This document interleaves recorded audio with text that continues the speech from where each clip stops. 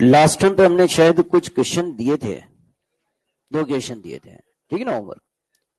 तो फर्स्ट में था, हमने वर्क फंक्शन दिए थे 3 मेटल के, है ना। कितने कितने दिए थे वर्क फंक्शन? 2, 2.5 एंड 5। और वेवलेंथ कितनी दी थी? 400 नैनो। ठीक है, तो कौन सी मेटल से इलेक्ट्रॉन इमिशन पॉसिबल है? A and B. ठीक है, डिस्कस करने की आवश्यकता है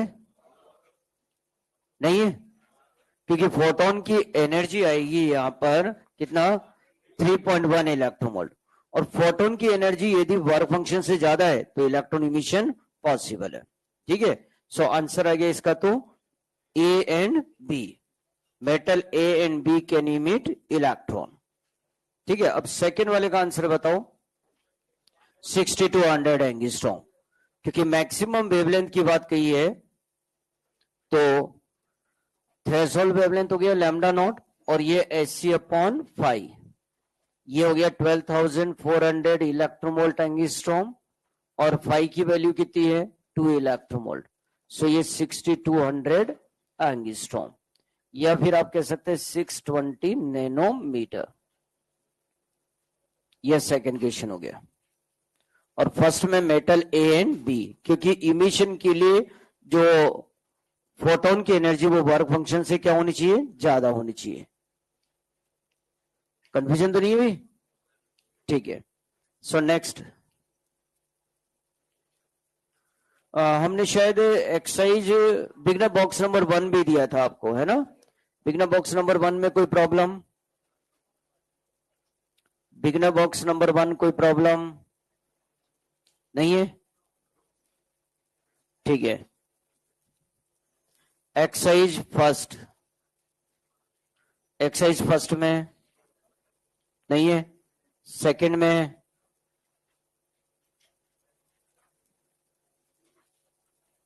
exercise third, no problem. Question number 10 है एक्सरसाइज थर्ड का क्वेश्चन नंबर 10 दिखना देखें।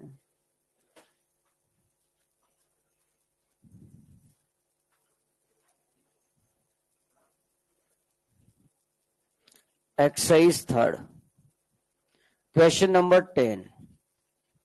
देखिए, प्रेशर आपसे पूछा गया है, तो प्रेशर हो गया फोर्स अपॉन एरिया, और परफेक्ट रिफ्लेक्टिंग एब्जॉर्बिंग सरफेस है तो P बाई सी अपॉन ए, यानी ये हो गया P अपॉन सी ए।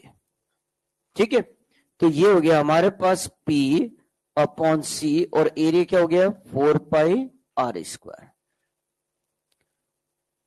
सोल्व कर लेंगे या वैल्यू रखूं? ठीक है, 4 पाई की वैल्यू दे रखी है, आर दे रखा है 1 मीटर, तो 1 का स्क्वायर तो 1 ही रह गया। सी की वैल्यू पता ही है, और पावर दे रखी है आपको शायद किस में दे रखी? 500 वाट, तो ऐसा यूनिट में दे रखी तो वो वैल्यू रखी देंगे। और कोई डाउट नहीं है तो नेक्स्ट लिखेंगे।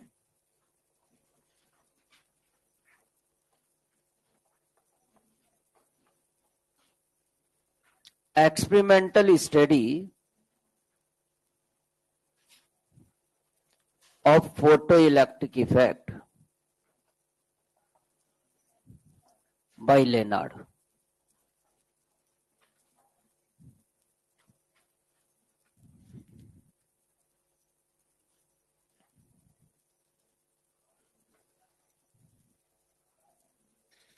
ये ग्लास ट्यूब है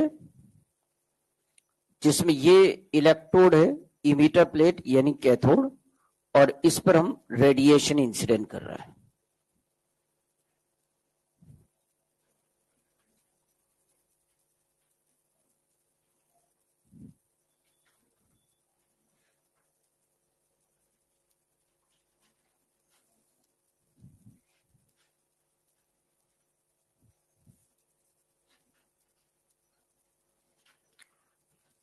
ये 2 इलेक्ट्रोड इसमें लगे हुए हैं, एक है कैथोड और दूसरा एनोड।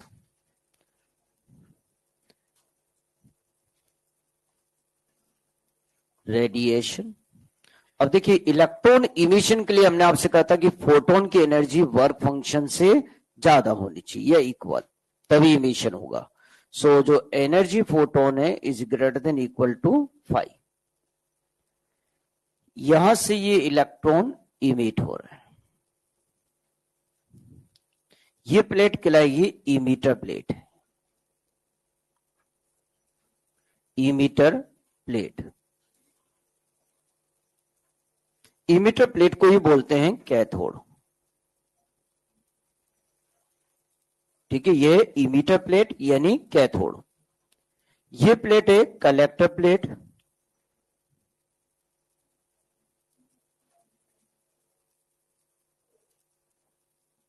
और कलेक्टर प्लेट को ही बोलेंगे हम एनोड।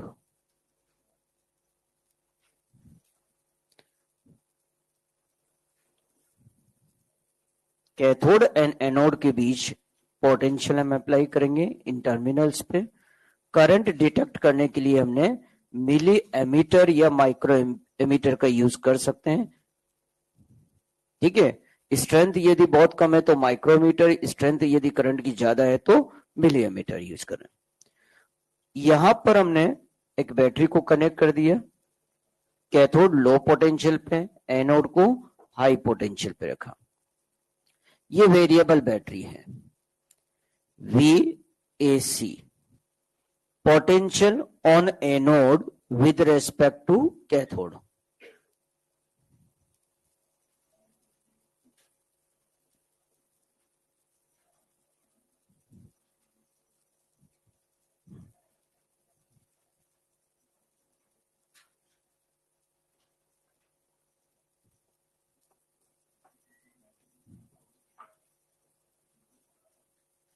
ठीक है, potential on anode with respect to cathode. अब ये देखिए, ध्यान दीजिएगा, जब मैंने एनोड को पॉजिटिव पोटेंशियल दिया तो ये एनोड इलेक्ट्रॉन को क्या करेगा, अट्रैक्ट करेगा। ठीक है, और ये इलेक्ट्रॉन जब एनोड तक पहुंच गए तो सर्किट कंप्लीट हो गया और करंट का फ्लो होगा। इलेक्ट्रॉन इस डायरेक्शन में मोशन कर रहा है तो करंट अपोजिट डायरेक्शन में फ्लो होगी, और ये करंट कहलाएगी photo electric current, IP, photo electric current. Battery की पोलैरिटी जब हम चेंज करेंगे तो वापस पूरा डायग्राम ऐसे कैसे दोबारा बनाने की आवश्यकता नहीं है, इसीलिए मैं बैटरी को दूसरे कलर से अब यहां इंडिकेट कर रहा हूं पोलैरिटी चेंज करने के लिए। जब यहां से हम इसे डिस्कनेक्ट कर देंगे तो ये बैटरी की पोलैरिटी को हमने चेंज कर दिया। ये कैथोड को हमने हाई पोटेंशियल पे और एनोड को अब लो पोटेंशियल पे रख दिया। यही बैटरी को हमने चेंज किया है। इसका मतलब यहां पर अब जो VAC है, VAC वो कौन सा पोटेंशियल हो गया, नेगेटिव पोटेंशियल, नेगेटिव पोटेंशियल।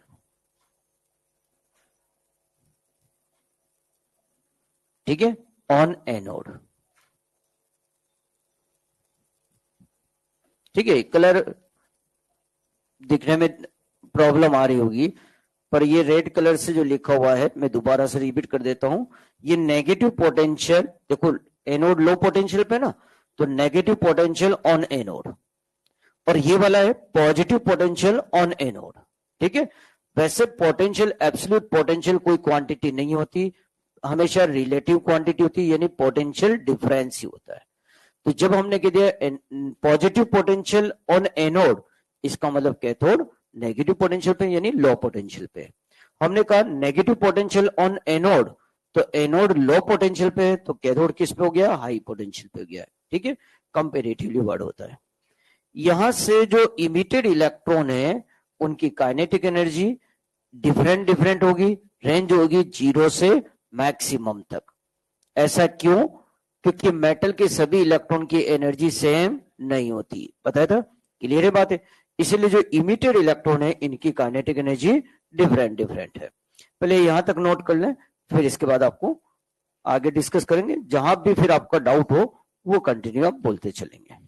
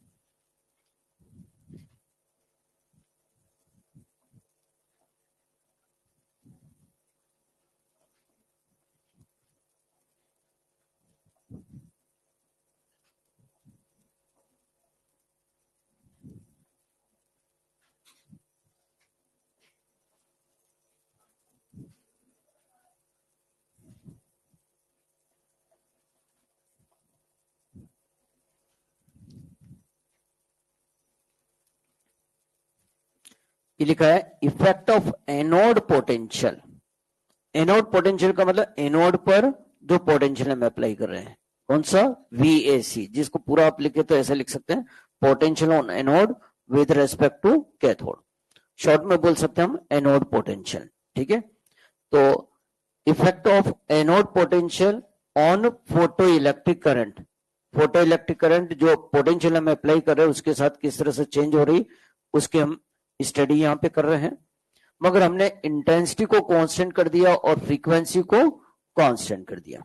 किस तरह से कांस्टेंट किया, ये सब बातें अपन अभी डिस्कस करते हैं।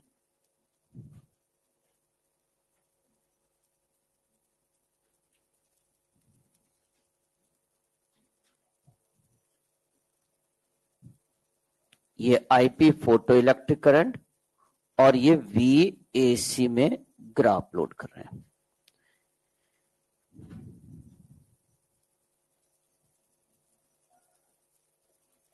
Positive potential on anode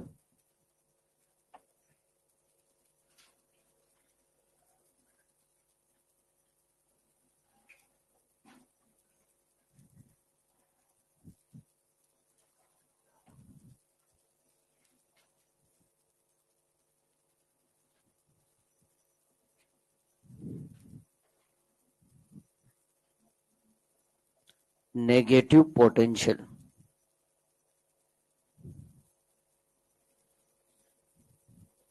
on anode.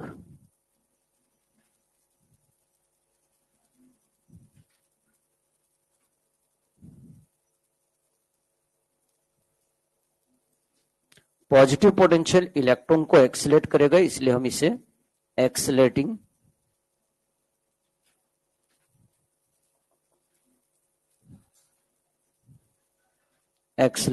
Potential भी बोलते हैं।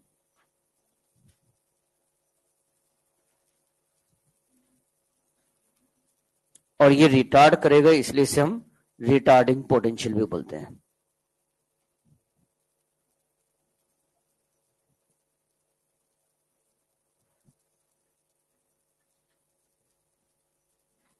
रिटार्डिंग पोटेंशियल, ये हो गया रिटार्डिंग पोटेंशियल। और ये वाला पार्ट है एक्सीलरेटिंग पोटेंशियल, क्योंकि ये पॉजिटिव होगा तो ये एक्सीलरेट करेगा और ये नेगेटिव है तो रिटार्ड करेगा। ठीक है, क्लियर बात।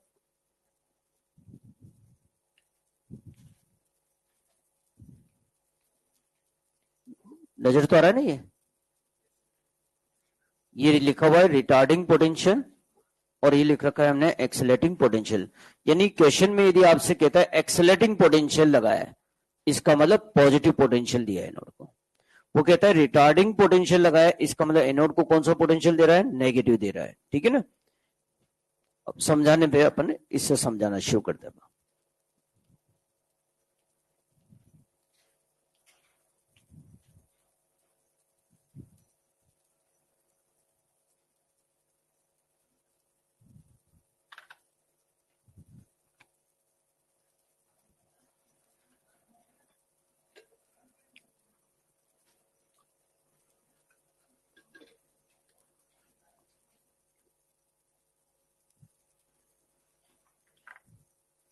हो गया नोट, ठीक है। देखिए ये जो पूरा डिवाइस नजर आ रहा है ना, ये कहलाता है फोटो सेल।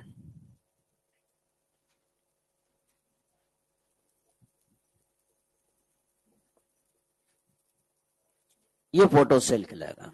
ठीक है, जिसमें 2 इलेक्ट्रोड होता है। इसमें जो कैथोड लगा हुआ है ये, इस पर हम CGM की कोटिंग कर देते हैं। किसकी, CGM की, क्योंकि CGM का वर्क फंक्शन सबसे कम होता है। ठीक है, और जब लाइट गिरा रहा हूं तो इलेक्ट्रॉन इमिशन इजीली हो जाए। अब यहां पर बात करते हैं, देखिए ये रेडिएशन हमने इंसिडेंट की, इस पर रेडिएशन मोनोक्रोमेटिक है, यानी सभी फोटोन की एनर्जी क्या रहेगी, कांस्टेंट। बात आती है रेडिएशन को फोटोन क्यों मान लिया, तो हमने कहा था रेडिएशन क्या है, energy comes from source. Source से आने वाली एनर्जी क्या है, रेडिएशन। ये केवल प्रोपेगेट हो रही है तब तो वेव, मगर यदि मैटर से इंटरेक्ट कर गई तो फिर पार्टिकल। यहां अभी ये रेडिएशन गिराने से इलेक्ट्रॉन इमिट हो रहा है, यानी ये रेडिएशन मैटर से क्या कर रही है, इंटरेक्ट कर रही है। यानी मैटर इन रेडिएशन को एब्जॉर्ब कर रहा है, तब हमने माना कि ये किससे बनी हुई है, पार्टिकल से, और वो पार्टिकल कौन है, फोटोन। सो यहाँ फोटोन की energy greater than equal to 5 होना चाहिए, ठीक है, H nu greater than equal to 5, तभी इलेक्ट्रॉन इमिशन होगा, वरना इलेक्ट्रॉन इमिशन पॉसिबल नहीं है। ठीक है, क्लियर होगी बात यहां तक। अभी जो इमिटेड इलेक्ट्रॉन है, इन सबकी काइनेटिक एनर्जी सेम नहीं होती। क्यों नहीं होती? क्योंकि मेटल के सभी इलेक्ट्रॉन की एनर्जी सेम नहीं होती। ठीक है, पहला पॉइंट क्लियर हो गया, क्योंकि मेटल में जो इलेक्ट्रॉन होते हैं सभी सेम एनर्जी स्टेट में नहीं होते। ठीक है ना, पॉली एक्सक्लूसिव प्रिंसिपल के अकॉर्डिंग आपने देखा है उसमें। नेक्स्ट है, इलेक्ट्रॉन इमिट होने के पहले मेटल के एटम से कोलिजन करके भी अपनी एनर्जी क्या कर सकता है, लॉस कर सकता है, और इसीलिए डिफरेंट डिफरेंट एनर्जी के इलेक्ट्रॉन इमिट हुए। इनकी रेंज क्या हो सकती है, 0 से मैक्सिमम तक। Is it clear? अब देखो, ये मैंने जो पोटेंशियल लगाया एनोड पर, तो यहां पोटेंशियल वेरिएबल बैटरी लगा रखी, ये वोल्टेज को मैंने क्या कर दिया, 0 वोल्टेज रखा। इसका मतलब इस तरह से है कि ये कनेक्टिंग वायर ही बन गया। ठीक है ना, तब भी ये इलेक्ट्रॉन यहां तक पहुंच जाएंगे। क्यों? क्योंकि इनके पास काइनेटिक एनर्जी 0 से मैक्सिमम तक है। तो जिनकी काइनेटिक एनर्जी कम थी वो तो कैथोड से रीएब्सॉर्ब हो गए, मगर जिनके पास काइनेटिक एनर्जी ज्यादा थी वो कहां पहुंच गए, एनोड तक पहुंच गए, और सर्किट कंप्लीट हो गया। सो करंट का फ्लो होगा, यानी 0 पोटेंशियल पर भी हमें स्मॉल करंट क्या होगी, ऑब्टेन होगी। अब हम पोटेंशियल बढ़ाते जा रहे हैं। देखो, एनोड पर मैंने हाई पोटेंशियल लगाया with respect to cathode. Cathode low potential पे ब्लू इंक से बना रखी है बैटरी, तो हमने ब्लू इंक से इसे लिया है। ये हाई पोटेंशियल, ये लो पोटेंशियल, तो इलेक्ट्रिक फील्ड की direction high to low. Force जो लगता है F इक्वल टू QE होता है, चार्ज पर इलेक्ट्रिक फील्ड के कारण। ये इलेक्ट्रॉन का चार्ज माइनस होता है, इसलिए फोर्स इलेक्ट्रिक फील्ड के क्या होगा, अपोजिट लगेगा। जिस डायरेक्शन में इलेक्ट्रॉन मोशन कर रहा है उसी डायरेक्शन में फोर्स लगेगा, तो इलेक्ट्रॉन क्या होगा, एक्सेलरेट होगा। इसीलिए इस पॉजिटिव पोटेंशियल को नाम दिया हमने एक्सेलरेटिंग पोटेंशियल। क्लियर है बात? ये इलेक्ट्रॉन को एक्सेलरेट करेगा, तो जिनकी काइनेटिक एनर्जी कम थी और ये कैथोड से रीएब्सॉर्ब हो रहे थे, अब उन पे भी फोर्स किधर लगने लगा, एनोड की तरफ। तो वो इलेक्ट्रॉन किधर एक्सेलरेट होंगे, एनोड की तरफ। तो जिनकी काइनेटिक एनर्जी कम थी वो भी एनोड पर पहुंचने लगे, तो नंबर ऑफ इलेक्ट्रॉन पर सेकेंड एनोड पर इंक्रीज होने लगेगा, फोटो करंट की वैल्यू इंक्रीज होगी, और इट बिकम्स कांस्टेंट। ये कांस्टेंट करंट कहलाएगी सैचुरेशन करंट। सैचुरेशन क्यों आ गया, उसका reason, all electron emitted from cathode, cathode से जितने भी इलेक्ट्रॉन इमिट हो रहे हैं, यानी 0 एनर्जी वाला जो इलेक्ट्रॉन इमिट हो रहा है वो भी अब कहां पहुंचने में एबल हो गया, एनोड पर। ठीक है, इसलिए करंट क्या हो गई, सैचुरेशन।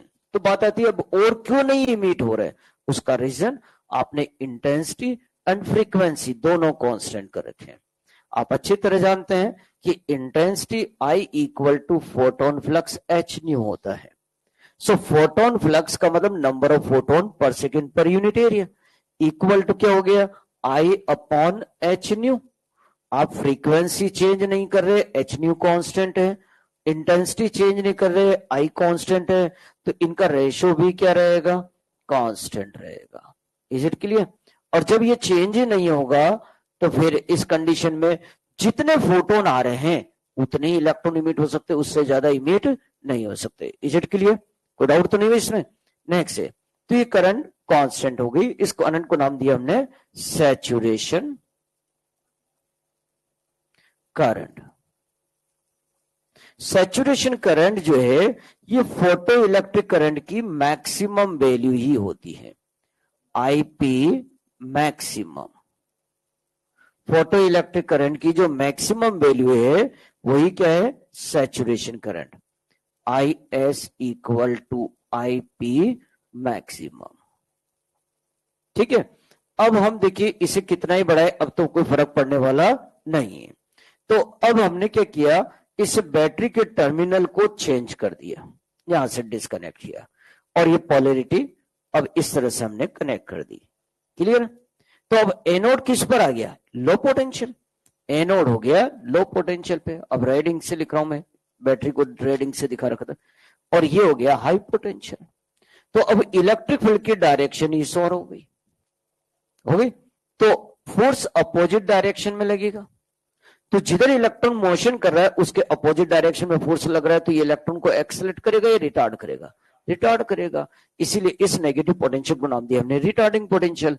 तो इसका मतलब अब जितने इलेक्ट्रॉन पहले पहुंच रहे थे उससे कम इलेक्ट्रॉन पहुंचेंगे, सो करंट की वैल्यू क्या आएगी, कम आएगी।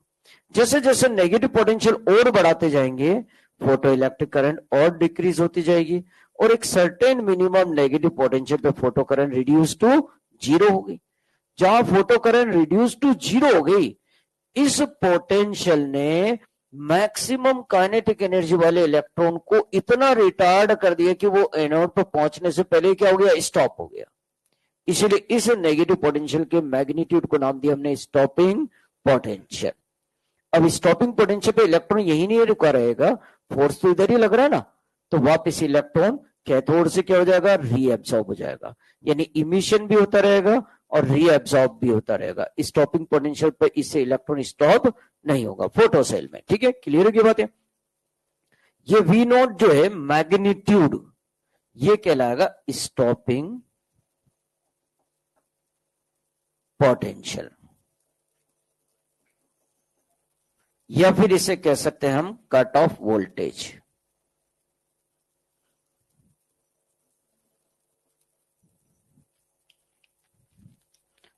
नोट कर लें।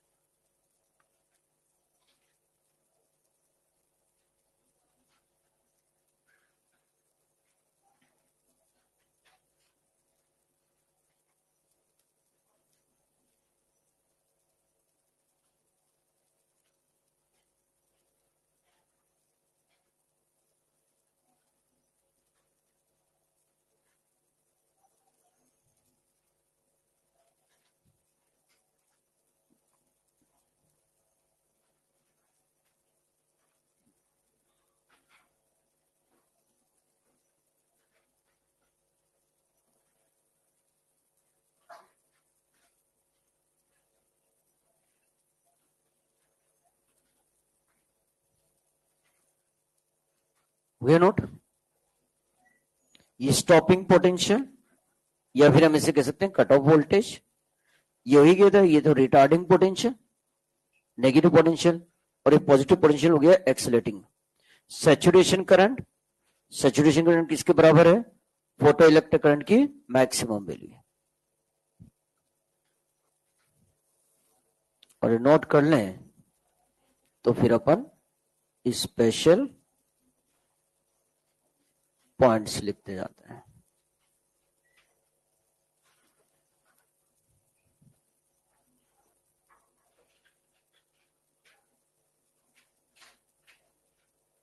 तो ध्यान दीजिएगा, देखिए न्यूमेरिकल वाला पार्ट कर ही रहे हैं अपन, कंसेप्चुअल साथ के साथ चल रहा है। ये एक्सपेरिमेंटल ऑब्जर्वेशन से बेस्ड जो भी थियोरिटिकल कंसेप्चुअल पार्ट होगा ये स्पेशल पॉइंट्स में आता जाएगा। ठीक है, तो आपका कोई भी डाउट कंफ्यूजन भी है तो उसमें आपको हर एक पॉइंट डिस्कस करेंगे, कोई डाउट होता है तो उसमें साथ के साथ आप बोल सकते हैं। ये तो नोट हो गया। तो अब सबसे पहले ध्यान दीजिएगा, आई और वी यानी करंट और वोल्टेज में हम जब कर्व प्लॉट करते हैं तो उसे बोलते हैं IV कर्व। ठीक है ना, क्लियर बात। और ये IV कर्व स्ट्रेट लाइन हो यानी लीनियर हो तो ओम्स लॉ ओबे होता है, और यदि स्ट्रेट लाइन नहीं है तो ओम्स लॉ ओबे नहीं होता। सो ये जो फोटो सेल के लिए IV कर्व आ रहा है, ये स्ट्रेट लाइन नहीं आ रहा, लीनियर कर्व नहीं आ रहा, इसलिए ये ओम्स लॉ ओबे नहीं करेगा। सो फर्स्ट पॉइंट लिखिए, photo cell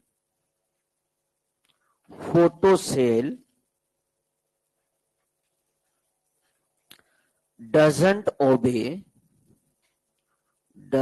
obey Ohm's law.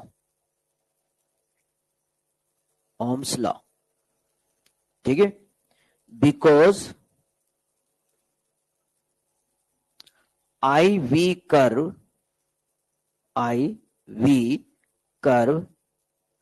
is non-linear, मतलब लीनियर नहीं है, इसलिए ओम्स लॉ ओबे नहीं कर रहा। सेकंड पॉइंट लिखिए,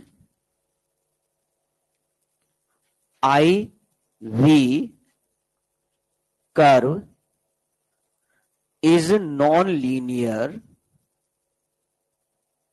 because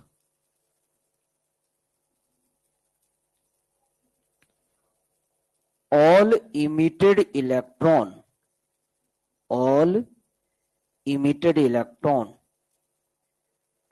do not have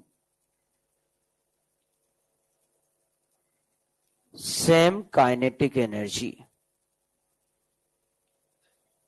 non linear है, क्यों? क्योंकि सभी इमिटेड इलेक्ट्रॉन की काइनेटिक एनर्जी सेम नहीं होती। ठीक है, नेक्स्ट लिखिए, range of kinetic energy of emitted electron, range of kinetic energy of emitted electron is 0 to h nu minus phi, 0 to h nu minus phi। ठीक है, अब इसमें लिखेगा मैक्सिमम काइनेटिक एनर्जी मैक्सिमम वो तो होगी h न्यू माइनस फाइव, और kinetic energy minimum वो क्या होगी? 0। कौन से इलेक्ट्रॉन की बात कर रहा हूं मैं यहाँ पे? Emitted electron. ठीक है, ये किसके लिए बात चल रही है? Emitted electron. जब भी मिनिमम कहेगा 0, उसके लिए हमें कैलकुलेशन करने की आवश्यकता नहीं है। और मैक्सिमम कितनी होगी? h new minus five. तो वर्क फंक्शन के बराबर हटा दो, बाकी है। ठीक है ना, और बताया था फाइव जो है बाकी और इलेक्ट्रॉन के लिए तो हमें क्या एनर्जी देनी पड़ेगी? 5 से ज्यादा देनी पड़ेगी। ठीक है ना, ये सारी बात तो क्लियर थी। ठीक है, नेक्स्ट लाइन। अच्छा, इसमें भी आपसे रीजन पूछा जाए कि डिफरेंट एनर्जी क्यों होती है, तो मेटल के सभी इलेक्ट्रॉन की एनर्जी सेम नहीं होती, और दूसरा कोलिजन में ये एनर्जी क्या कर देते हैं? लॉस कर देते हैं। ठीक है, नेक्स्ट पार्ट पे आ जाते हैं। देखिए यहां पर देखिए, एनोड पर मैं पॉजिटिव पोटेंशियल लगा रहा हूं, तो जैसे जैसे पॉजिटिव पोटेंशियल इंक्रीज कर रहा हूं, करंट की वैल्यू इंक्रीज हो रही है और इट बिकम्स सैचुरेट या मैक्सिमम कह सकते हैं। ठीक है, तो लिखिएगा, when positive potential on anode increase, then photoelectric current increase and becomes constant, bracket में लिख दीजिएगा सैचुरेट। ठीक है, नेक्स्ट लाइन में लिखिए, मैक्सिमम, हाँ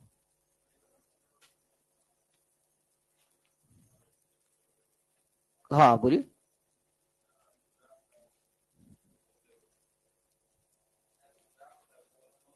हाँ, फोटो सेल का ग्राफ नॉन लीनियर ऑब्टेन होता है, ठीक है, एसर्शन सही है। हाँ,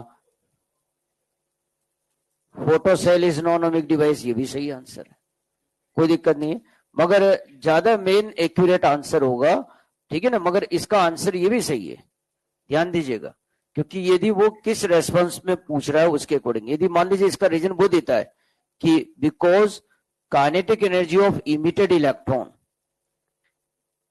because all emitted electron do not have same energy, ठीक है, सेम काइनेटिक एनर्जी, तो रीजन ये सही जाएगा, मगर ये रीजन नहीं दे रखा है तो भी आप photo cell is non ohmic device ये ले सकते हैं, मगर ये reason IV curve is non linear आएगा, ये भी स्टेटमेंट आएगा, उसमें कोई दिक्कत नहीं, क्योंकि देखो ओम्स लॉ ओबे नहीं कर रहा तो फिर आईवी कर्व क्या आएगा, नॉन लीनियर, ठीक है ना, तो हम उसको उससे भी एक्सप्लेन कर सकते हैं, मगर ये नॉन ओमिक क्यों है, क्योंकि आईवी कर्व जो है वो नॉन लीनियर है, ठीक है, मेन रीजन तो यही है, ध्यान देना, पर उल्टे में भी वो सही कर सकता है, इसका कहीं वो कह नहीं सकते, एक्यूरेट तो रीजन एक्सप्लेनेशन नहीं होगा, एक्यूरेट तो अपन ये कहते हैं कि भाई आईवी कर्व से चेक करते हैं, आईवी कर्व लीनियर है, ओम्स लॉ ओबे कर रहा है, आईवी कर्व नॉन लीनियर है, ओम्स लॉ ओबे नहीं कर रहा, अब ये नहीं कि ओम्स लॉ ओबे नहीं कर रहा है इसलिए अनोमिक है, ऐसा नहीं है ना, क्लियर बात, तो कहने का मतलब है कि यदि ये स्टेटमेंट आता है तो स्टेटमेंट 1 और 2 दोनों सही होगा, करेक्ट एक्सप्लेनेशन नहीं जाएगा वो, है ना, क्योंकि सिंपल सी बात है, देखिए कोई भी डिवाइस ओमिक है या अनोमिक है वो हम किससे देखते हैं, आईवी कर्व से, आईवी कर्व उसके ओमिक होने अनोमिक होने से थोड़ा देखते हैं, क्लियर बात, तो यानी करेक्ट एक्सप्लेनेशन की बात करें तो वो करेक्ट एक्सप्लेनेशन के लिए तो वही बात आएगी कि एसर्शन में तो लिखा होगा कि photo cell is an ohmic device, और फिर रीजन में लिखा होगा because IV curve is non linear, ठीक है ना, तभी इसका एक्सप्लेनेशन करेक्ट होगा, ऐसा नहीं है तो फिर वो जाएगा बोथ स्टेटमेंट आर करेक्ट, ठीक है ना, क्योंकि उल्टा रिवर्स में नहीं ले सकते इसको, है ना, क्लियर, किसी भी डिवाइस के नॉन ओमिक या ओमिक होने से हम आईवी कर्व नहीं प्लॉट करते, आईवी कर्व से हम उसे लेते हैं, मगर अब ये रिलेटिवली बात डिपेंड करती है कि जो क्वेश्चन बना रहा है यानी फ्रेमर वो उसको कितना एक्यूरेसी पे ले जा रहा है ना, ठीक है, तो उसके अकॉर्डिंग आंसर, कई बार आपने देखे जो क्वेश्चन आते हैं उनमें आंसर बोनस निकल जाते हैं ना, तो वो उस कंडीशन पे हो सकता है, उसका कुछ नहीं कर सकते, बाकी करेक्ट वाला पार्ट तो ये आएगा, है ना, ठीक है, क्लियर हो। हाँ भाई नेक्स्ट लिखिए, अगला पॉइंट हमने कहाँ तक लिखा दिया था इसमें, हाँ सैचुरेशन तक लिखा था, है ना, नेक्स्ट लिखिएगा, maximum value of photo electric current, maximum value of photoelectric current is called saturation current। Photoelectric current की जो मैक्सिमम वैल्यू है ये क्या कहलाएगी, सैचुरेशन करंट। नेक्स्ट पॉइंट लिखिएगा, in case of saturation, in case of saturation current, in case of saturation current, comma लगा के लिखिएगा आगे,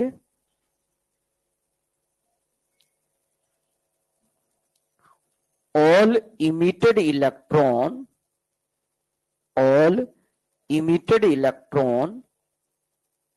are able to reach at anode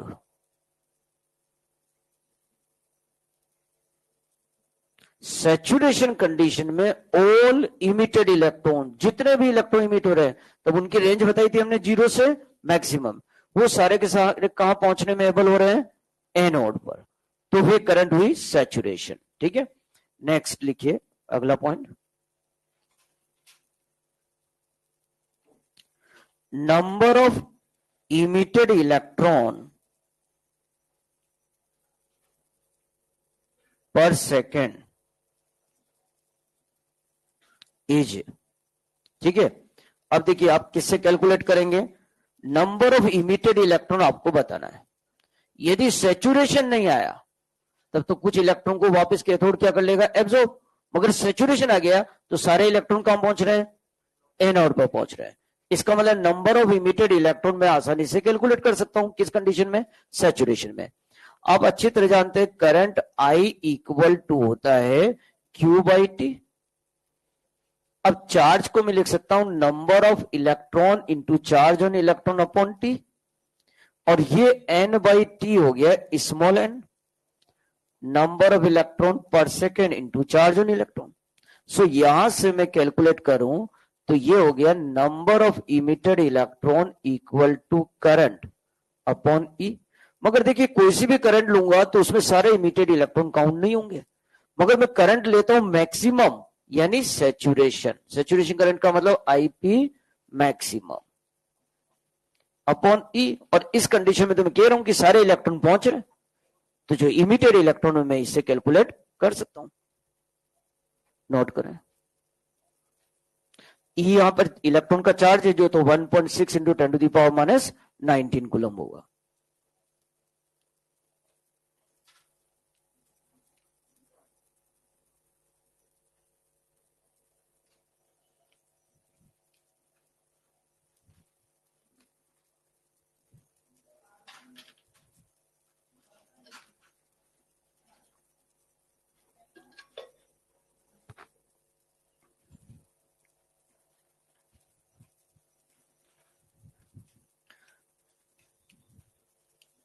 अच्छा, सैचुरेशन कब ऑब्टेन होगा, जब एनोड पर पॉजिटिव पोटेंशियल देंगे तब, या नेगेटिव पोटेंशियल पे, पॉजिटिव पोटेंशियल पे।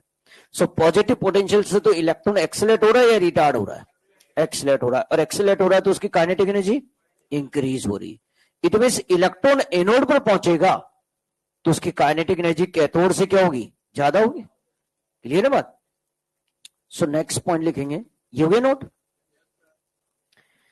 In case of saturation current, in case of saturation current, ठीक है, saturation current कह सकते हैं या in case of saturation भी कह सकते हैं हम, ठीक है ना। कॉमा लगा के आगे लिखिएगा, range of kinetic energy, range of kinetic energy of electron, range of kinetic energy of electron reach at anode is, अब ये रेंज आएगी EVAC to H⁻⁵ plus EVAC। यानी ये तो काइनेटिक एनर्जी कौन सी हुई, मिनिमम, और ये काइनेटिक एनर्जी मैक्सिमम होगी। कहां पर, एनोड पर। एनोड ही लिखा है ना मैंने, ठीक है, एनोड पर ये एनर्जी आएगी, मगर किस कंडीशन में, सैचुरेशन की कंडीशन। और यदि ये नहीं आ रहा तो सैचुरेशन ऑब्टेन नहीं हुआ। जब इलेक्ट्रॉन की रेंज ये आ रही है तो इसका मतलब सैचुरेशन आ गया, और यदि ये रेंज नहीं आई तो सैचुरेशन नहीं ऑब्टेन हुआ। इज इट क्लियर, बात समझ में आ रही भाई, ठीक है।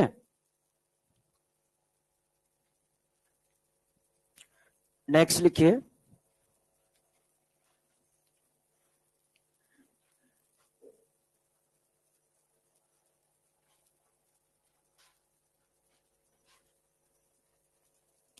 when negative potential on anode increase, then photoelectric current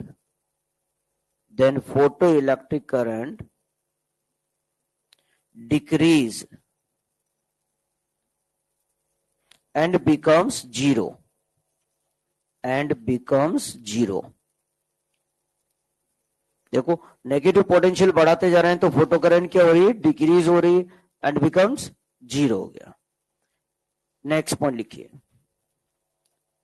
magnitude of minimum negative potential, magnitude of minimum negative potential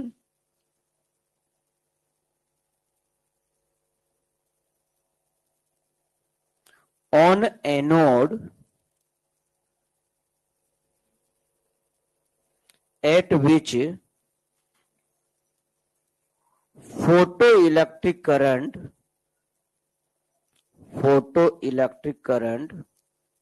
becomes zero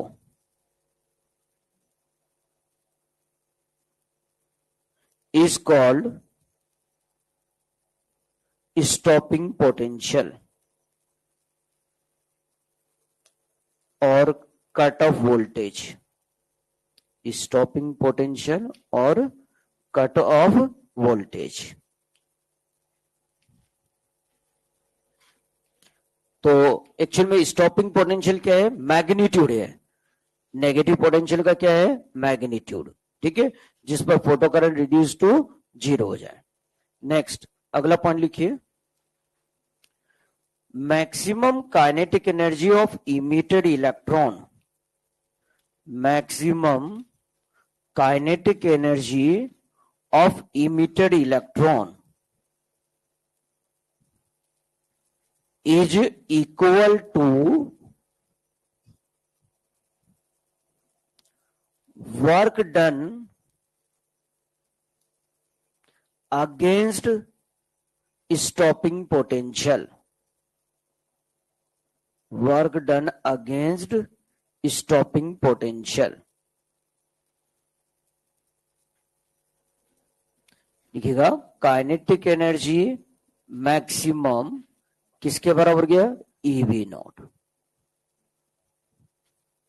ठीक है, यहां देखिए दोनों तरह से, ये तो पता है ये maximum kinetic energy equal to EV nought, मगर क्या होता है स्टेटमेंट वाइज क्वेश्चन आ गया.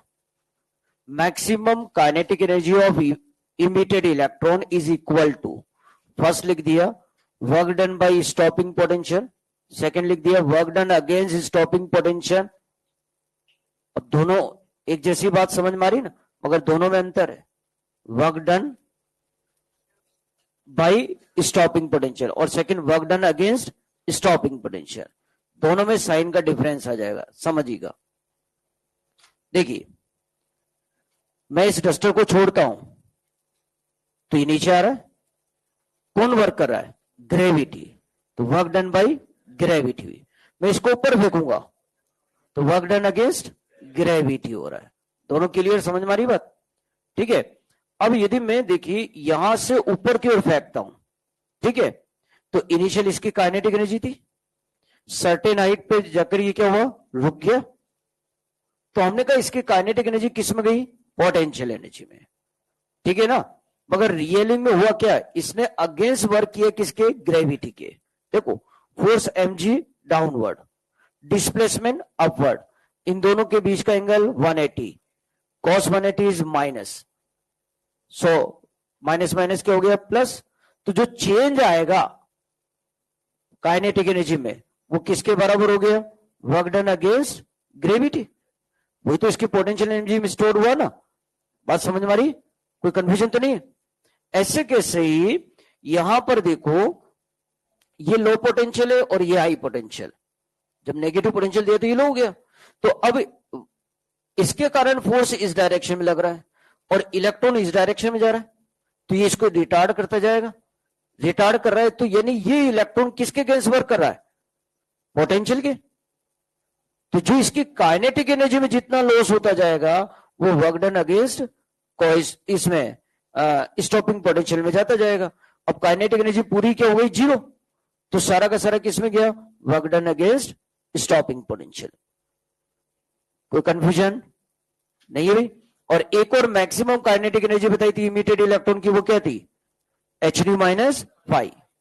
ठीक है, और एनोड पर पहुंच रहे इलेक्ट्रॉन तो उसकी काइनेटिक एनर्जी पॉजिटिव पोटेंशियल पे सैचुरेशन कंडीशन में क्या आ रही थी, ई VAC plus HNU minus 5 plus EVAC। Clear है बात, किस कंडीशन में, सैचुरेशन में। ठीक है ना, चलिए तो अब क्वेश्चन लेते हैं इससे रिलेटेड। यहां तक आपका कोई डाउट हो तो बोले, नहीं है क्वेश्चन नोट करें। In photoelectric effect experiment, in photoelectric effect experiment,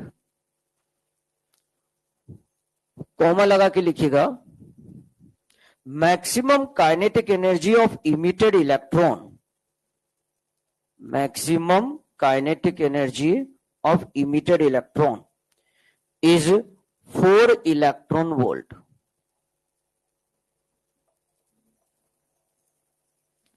Find out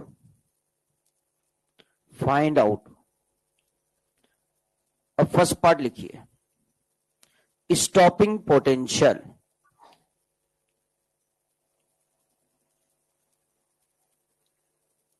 second part लिखिए,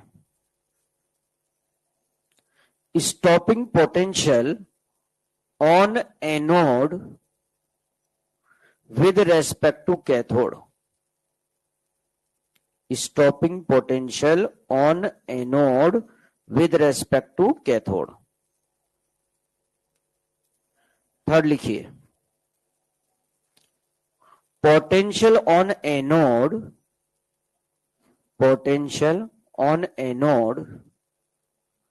with respect to cathode so that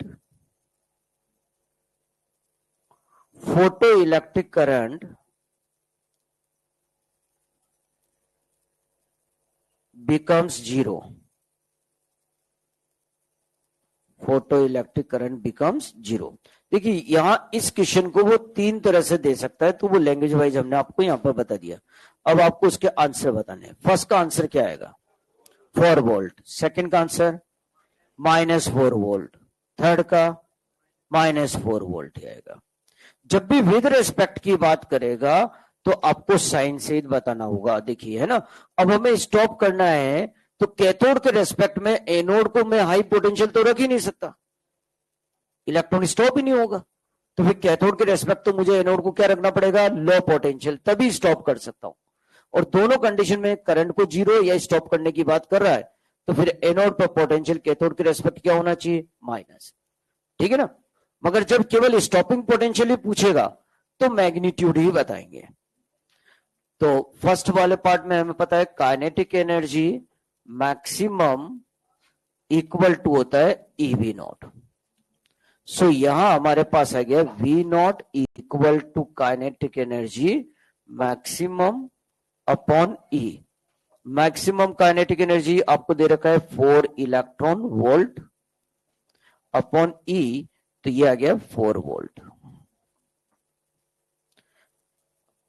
second part था वो है VAC। देखो अब ध्यान देना, एनोड पर potential with respect to cathode के दिया, जिस पर करंट रिड्यूस टू क्या हो जाए, जीरो, या स्टॉप हो जाए। तो स्टॉप तो केवल इसी पे हो रहा है, -V नॉट। VAC की वैल्यू क्या आ रही है, -V नॉट, तो ये -V नॉट के बराबर, सो -4 वोल्ट आ गया।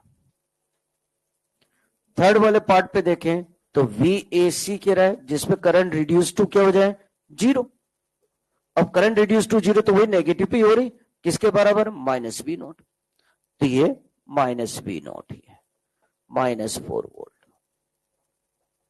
तो समझ में आ रहा है नेगेटिव कब लेना है, मैग्नीट्यूड कब लेंगे, ओनली केवल स्टॉपिंग पोटेंशियल बोला है, विद रेस्पेक्ट कुछ भी नहीं बोला तो फिर हम मैग्नीट्यूड की बात कर रहे हैं। ठीक है, मगर एनोड पर potential with respect to cathode के देगा और वो स्टॉप करने की बात कर रहा है तो एनोड नेगेटिव, एक्सेलरेट करने की बात कर रहा है तो पॉजिटिव। ठीक है,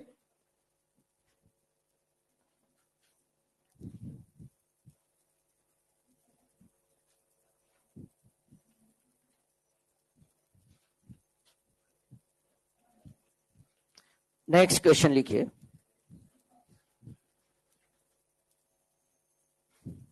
इन photoelectric effect experiment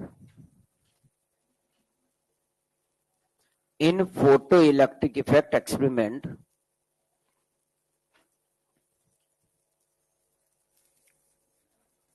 coma लगा के लिखिएगा आगे, stopping potential is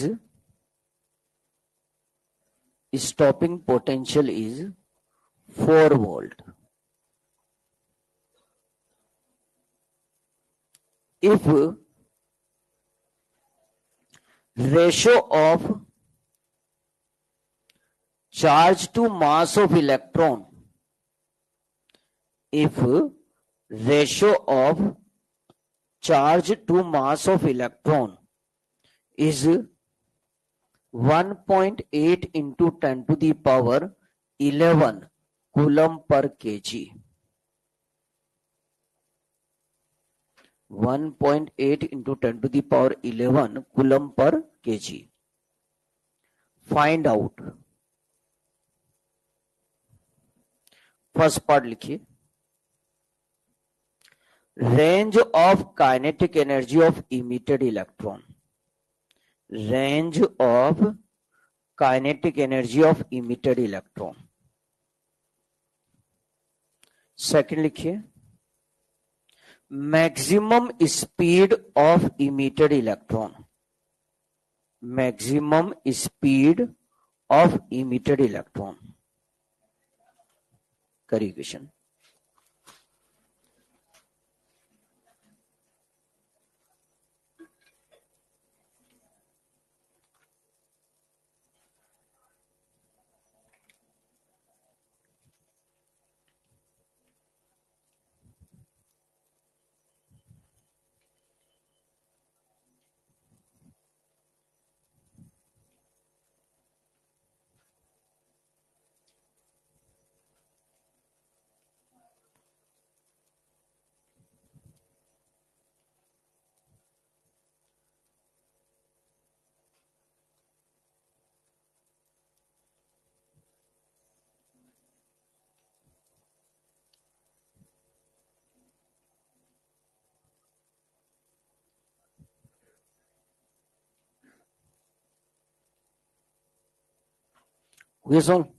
बताइए फर्स्ट का आंसर क्या आ रहा है?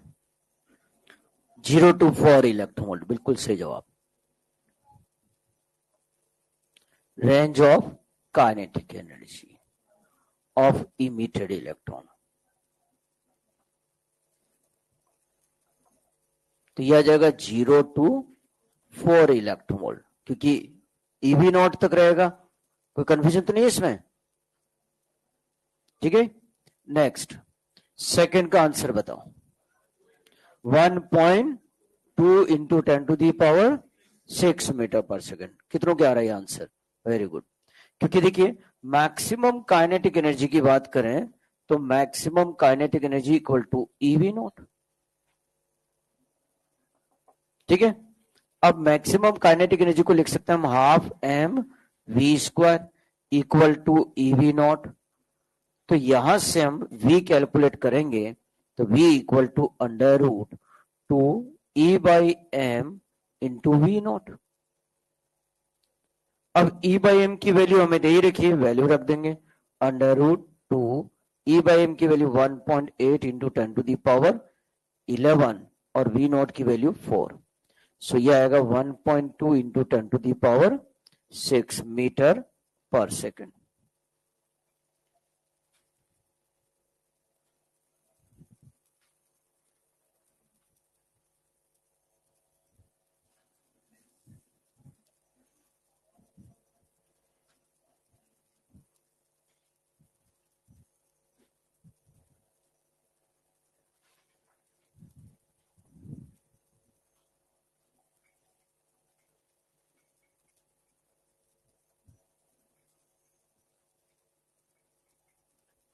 Photoelectric current IP in milliampere, VAC in volt.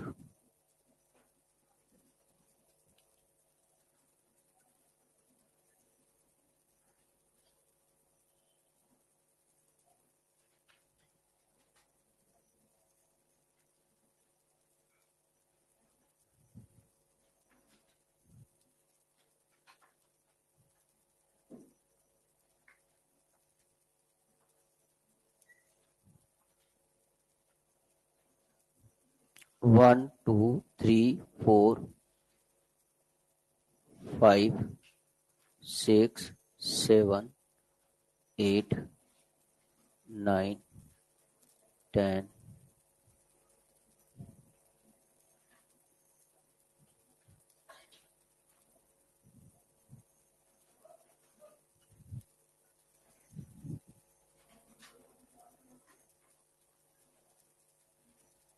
-1 -2 -3 -4 -5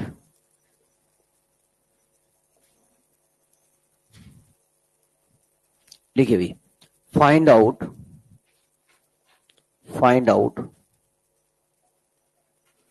first part लिखिए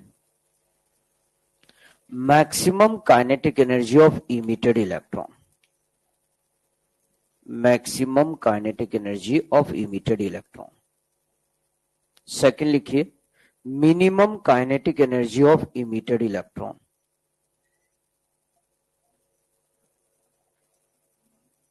थर्ड लिखिए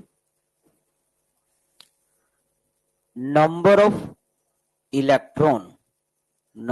electron emitted per second, number of electron emitted per second correlation।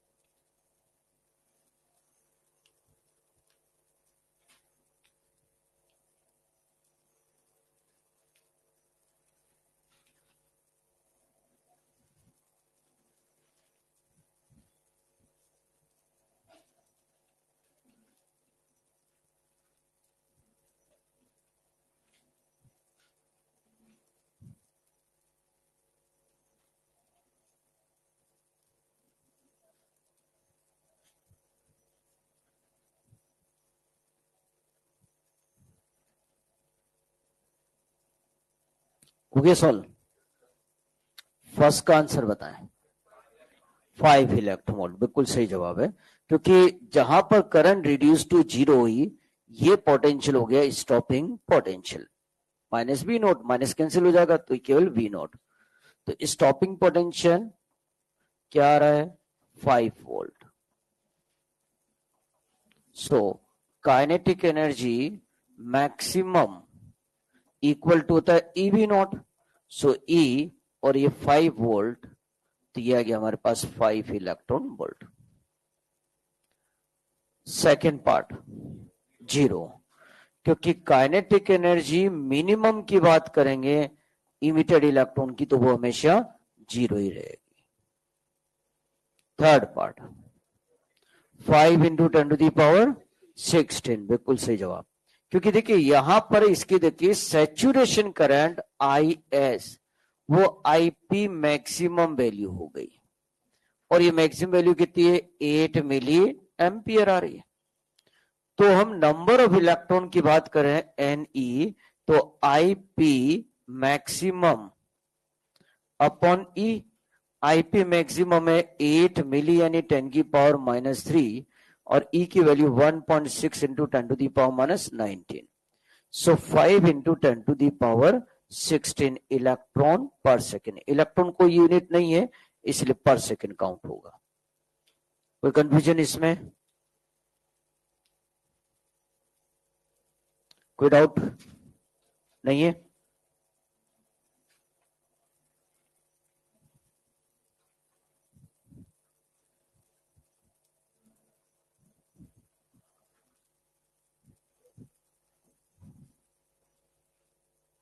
लिखिए होम असाइनमेंट के लिए क्वेश्चन लिखिए।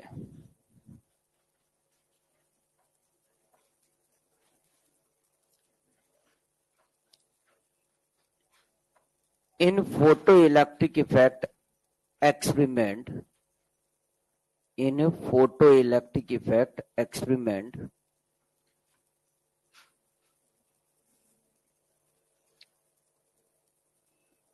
कॉमा लगा के आगे लिखिएगा maximum speed of emitted electron, maximum speed of emitted electron is 1.8 into 10 to the power 6 meter per second. 1.8 into 10 to the power 6 meter per second. If ratio of charge to mass of emitted electron, if ratio of charge to mass of emitted electron is 1.8 into 10 to the power 11 coulomb per kg. Find out stopping potential. Find out stopping potential. ठीक है, next question लिखिए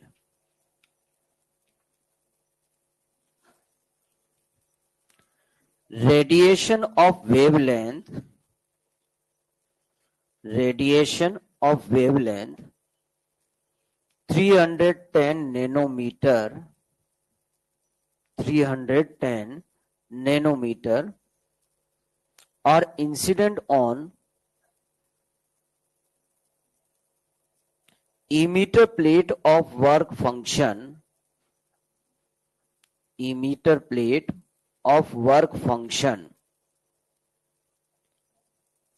2 electron volt.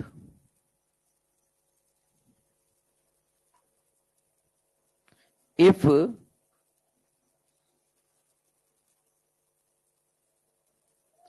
+2 volt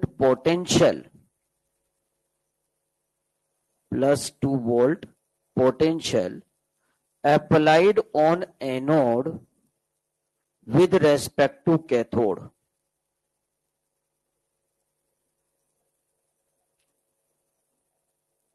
then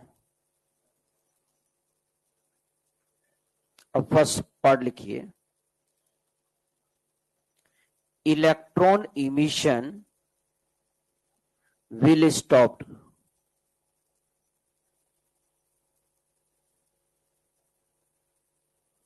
second लिखिए all emitted electron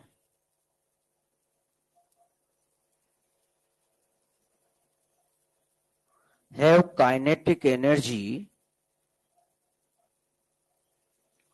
2 electron volt.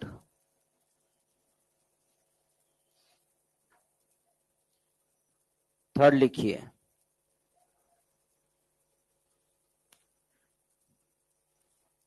range of kinetic energy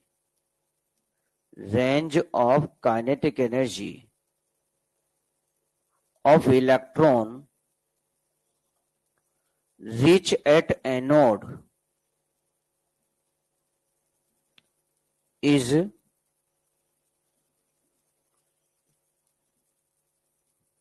0 to 2 electron volt. 0 to 2 electron volt. Then current becomes saturate.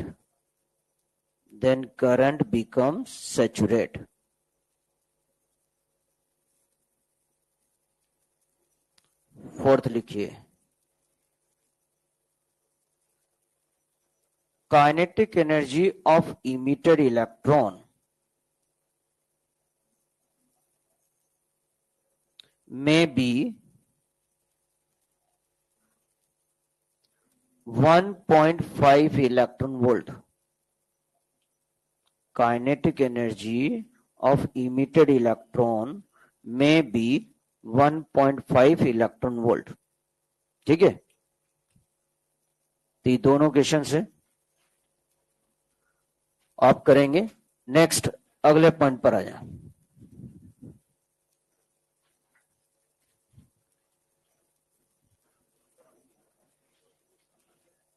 Second point effect of intensity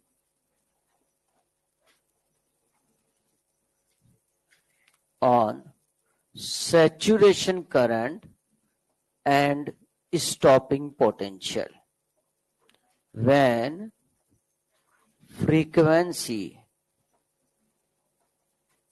constant.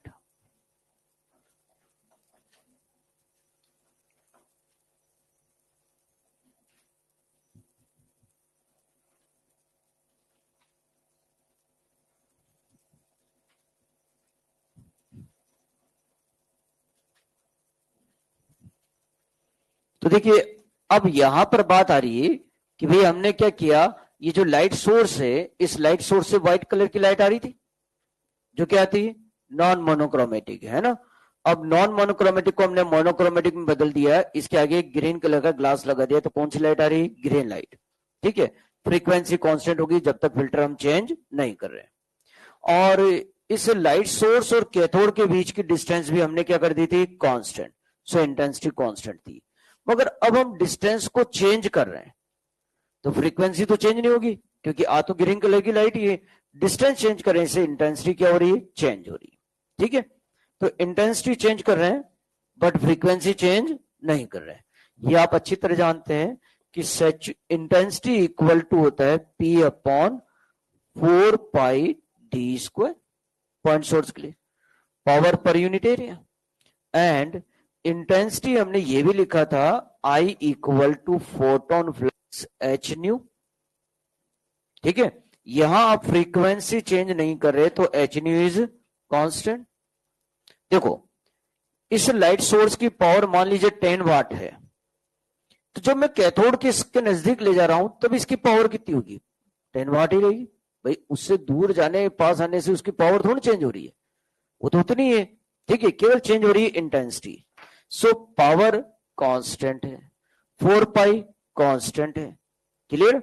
तो इसका मतलब ये intensity I proportional to क्या हो गया, 1 upon D square. And intensity I proportional to किसके हो गया, photon flux.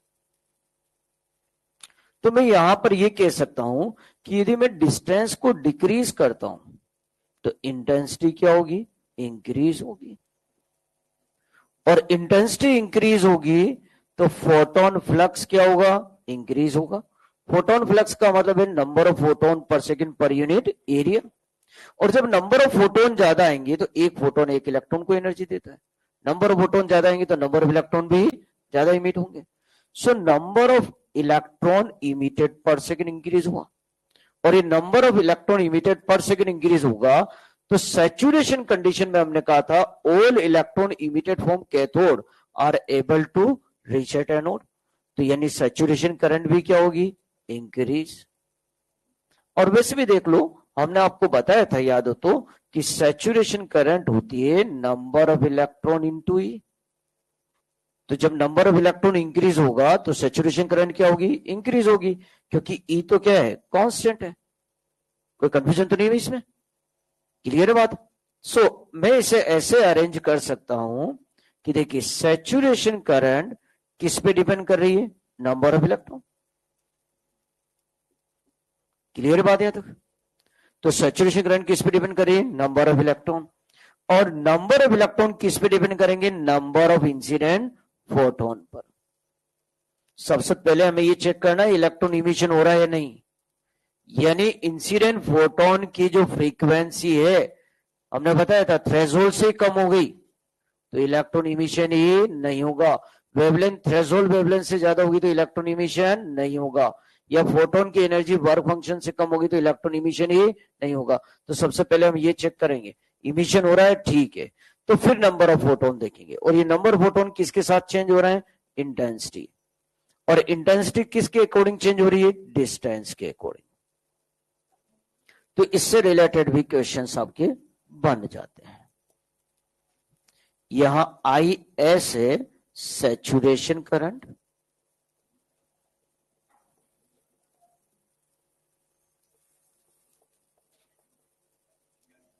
N E number of electron emitted per second, NF photon flux, I intensity of radiation,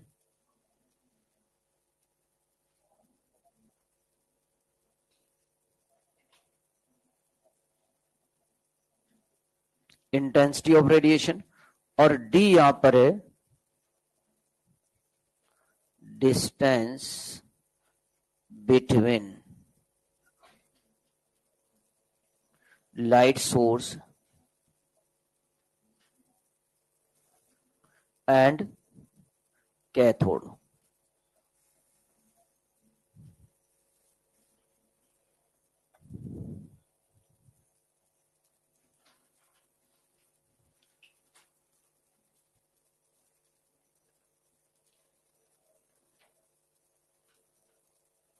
D distance between light source and cathode, I intensity of radiation, NF photon flux, NE number of electron emitted per second, और IS saturation current।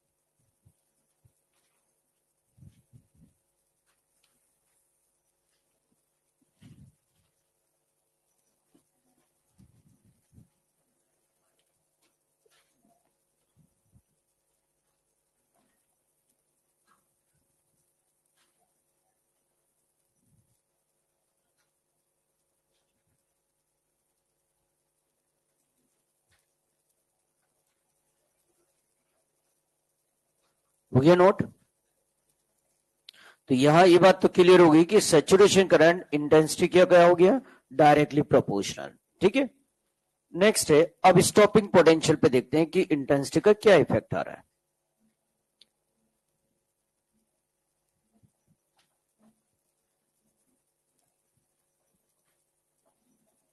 Stopping potential V not, ये हो गया kinetic energy maximum upon E, क्योंकि maximum kinetic energy equal to EV nought, तो V nought equal to kinetic energy maximum upon E। एक और maximum kinetic energy emitted electron की लिखी थी हमने hν माइनस वाई, तो ऐसा भी लिख सकते हैं इसे, कोई डाउट इसमें? क्योंकि maximum kinetic energy emitted electron क्या होती है, hν माइनस वाई। ठीक है, अब देखो यदि मैं इसे कैथोड को लाइट सोर्स के नजदीक ले जा रहा हूं, अब इससे ग्रीन लाइट आ रही थी, जब मैं इसके नजदीक ले जाऊंगा तो कौन से कलर की लाइट हो जाएगी, ग्रीन ही रहेगी। अब ये सीजीएम की प्लेट है, इसको उसके नजदीक ले जाऊंगा तब कौन सी प्लेट हो जाएगी, सीजीएम ही रहेगी। तो कहने का मतलब है कि न तो मटेरियल चेंज हो रहा है इसलिए फाई चेंज नहीं हो रहा, hν भी चेंज नहीं हो रहा क्योंकि फ्रीक्वेंसी चेंज नहीं हो रही, और इलेक्ट्रॉन के मूविंग कंडीशन से आप अच्छी तरह जानते हैं उसका चार्ज चेंज नहीं होता, तो E क्या है, कांस्टेंट ही। सो ओवरऑल मिलाकर ये सारी वैल्यू क्या हो गई, constant. It means stopping potential intensity पे डिपेंड नहीं कर रहा। ठीक है,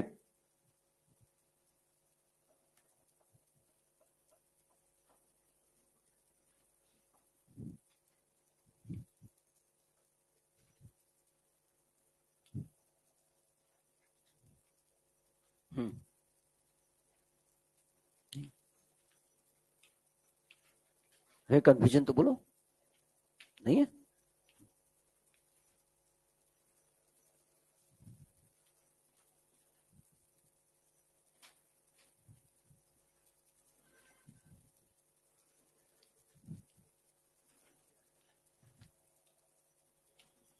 हो गया नोट? लिखिए इसमें first point, stopping potential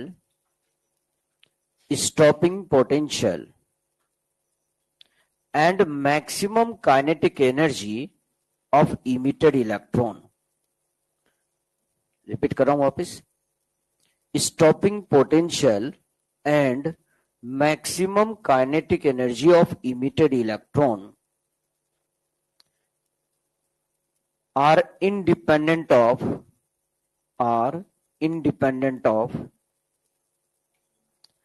intensity of radiation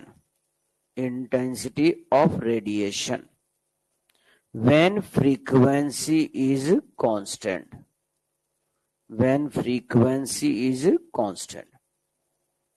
मतलब ये तभी इंडिपेंडेंट है जब फ्रीक्वेंसी क्या है, कांस्टेंट है। ठीक है, नेक्स्ट अगला पॉइंट लिखिए, stopping potential and maximum kinetic energy of emitted electron.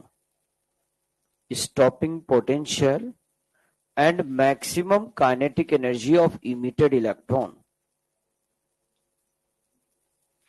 are independent of distance between light source and cathode. ठीक है, लाइट सोर्स और कैथोड के बीच की डिस्टेंस पे डिपेंड नहीं करेंगे। यहां पर फ्रीक्वेंसी कांस्टेंट की कोई मतलब ही नहीं है, क्योंकि डिस्टेंस से फ्रीक्वेंसी चेंज होती ही नहीं है। ठीक है, नेक्स्ट थर्ड पॉइंट, वो इससे रिलेटेड ग्राफ से रिलेटेड क्वेश्चन आ जाता है, तो उसी पॉइंट को ले रहे हैं अपन। थर्ड,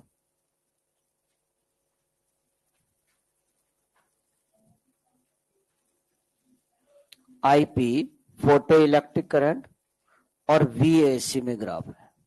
तो देखिए यहां स्टॉपिंग पोटेंशियल चेंज नहीं हो रहा, चेंज क्या हो रही है, saturation current.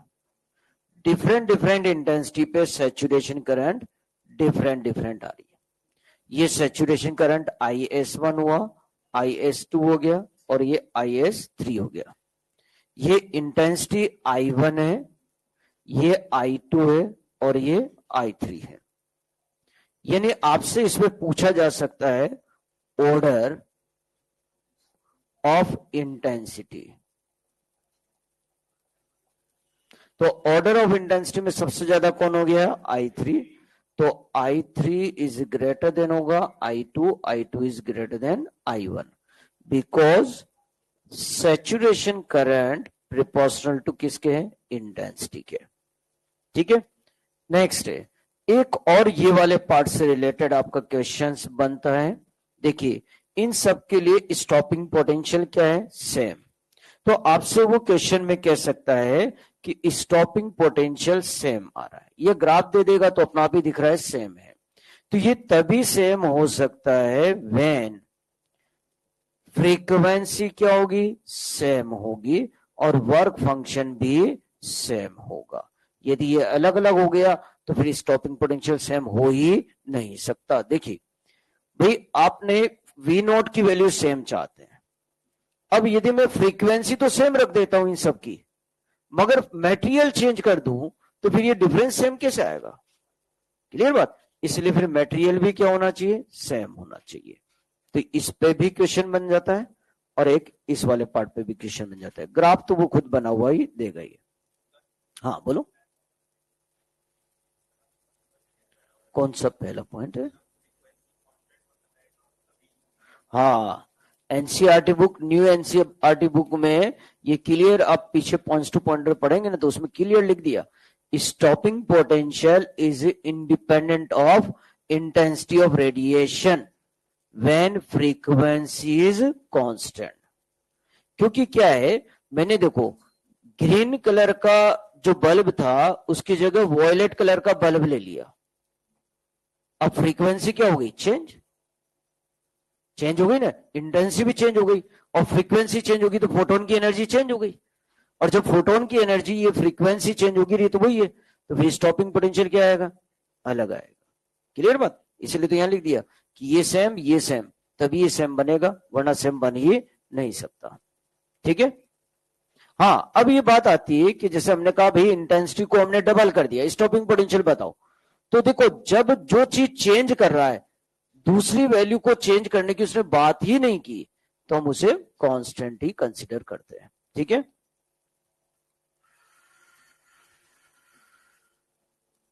Question home assignment दे दे।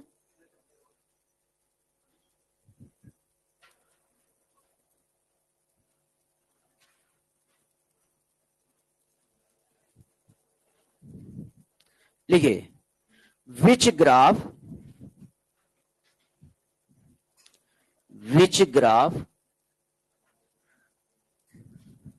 Is incorrect, which graph is incorrect. लिख दिया question.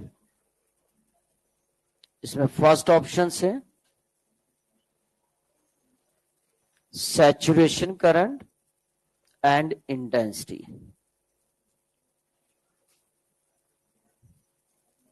Second option stopping potential and distance,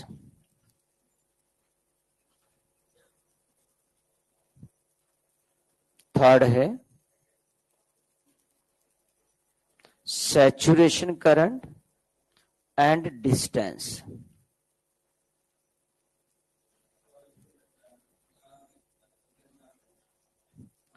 fourth maximum kinetic energy and intensity.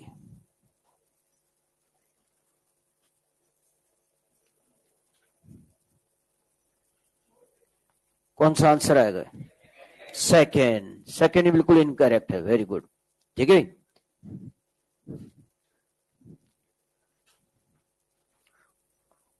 तो एक क्वेश्चन, ये तो यही हो गया, होम असाइनमेंट के लिए एक क्वेश्चन लिखा देते हैं ना, कल लिखाएं। चलिए ठीक है, क्लास में कर लेंगे उसको। ठीक है, याद दिला देंगे आप, है ना? ठीक है, ओके, थैंक यू बच्चों। ठीक है। अच्छा, कोई डाउट हो तो वो आप डाउट काउंटर पे मेरे से अभी भी डिस्कस कर सकते हैं, और मॉर्निंग में भी डाउट टाइम रहता है, है ना?